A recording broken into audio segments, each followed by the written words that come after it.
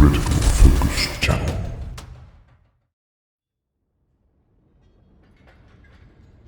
You consult the final slates of Morgarabal, Firebinder of the Forge Anathema. Before the stone flesh claims me entirely, I etch here what I have learned in sacred Sarolith script. Let us speak now of our god, the Father of Darkness. Fools will tell you that he is a demon or some other primordial being born in fires older than the realms. We know him for what he is, Hashut, the one true ancestor god. In the days of myth, before the time of revelations, the godly forebears of our race gathered in the mountains of Camelon. There they beheld the nascent dwarven clans and drew plans to raise them up. They agreed that each would establish themselves in a different realm, the better to foster their people and safeguard their destiny. First of this divine lineage was Hashut. From him we inherited the principles of governance and prosperity. Nobly he offered to shoulder the burden of tending both Akshi and Camelon. With fire, steel, and justice would he forge a cosmic empire. Yet his siblings balked. Valea, second sister and hearth guardian, cast doubt upon his bold ambitions. Oafish Grimnir objected out of hand, making groundless boasts of ties to Akshi. Grani was conniving. With feigned humility he dazzled his siblings with his frivolous schemes for the Golden Realm and poured scorn upon Hashut's designs. Out of jealousy, none spoke in the elder's defense.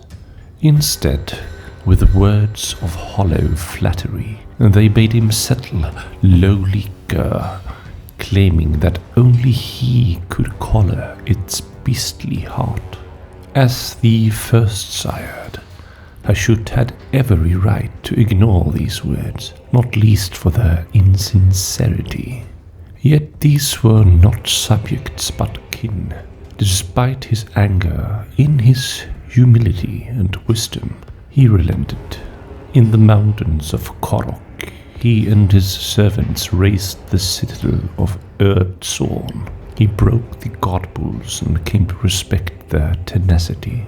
Across the realms, Dwarden clanged tankards to honor Hashut, who toiled uncomplainingly in stubborn clay.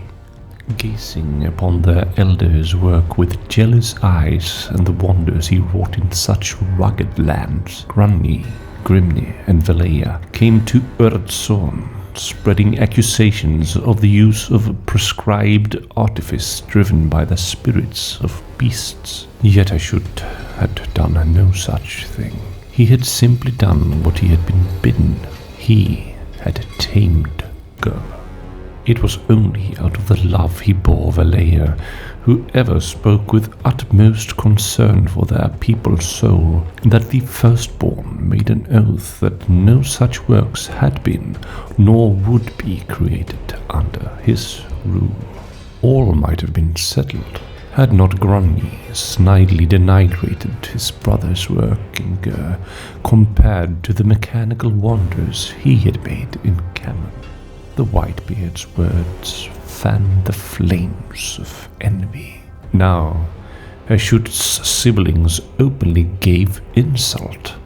They relentlessly passed judgment, heedless of challenges they had never had to face. Thagduegi it was, the great betrayal. As Hashut's rage burned, so too did his resolve harden. If his siblings had abandoned respect of their elder, then his oath was null. No longer would he heed the wishes of his petty-minded kin, or any other.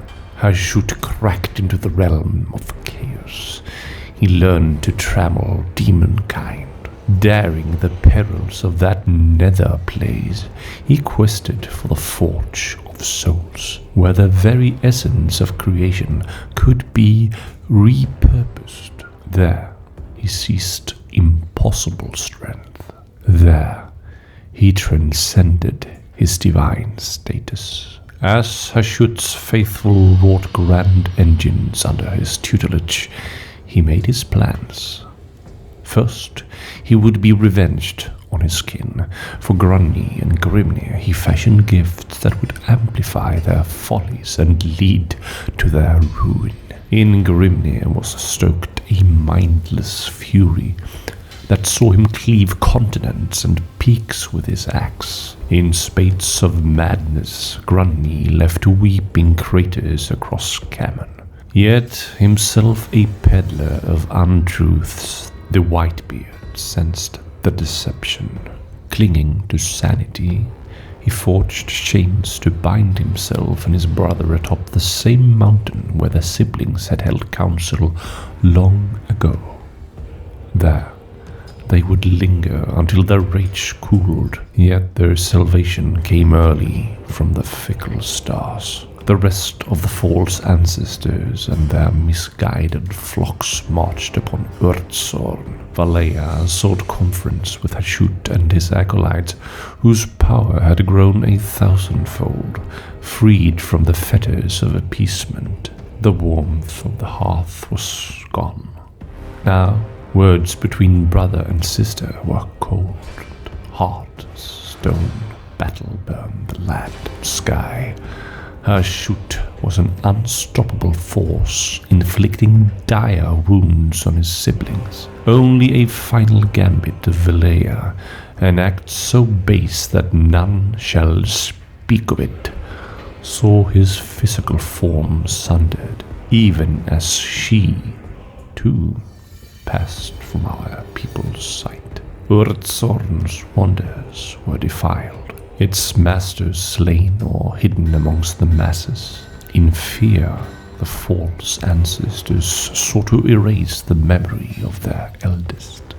The legends of Hashut were forbidden, then forgotten. His temples were sealed, but deep beneath the mountains, those shrines remained. One day, they would open again.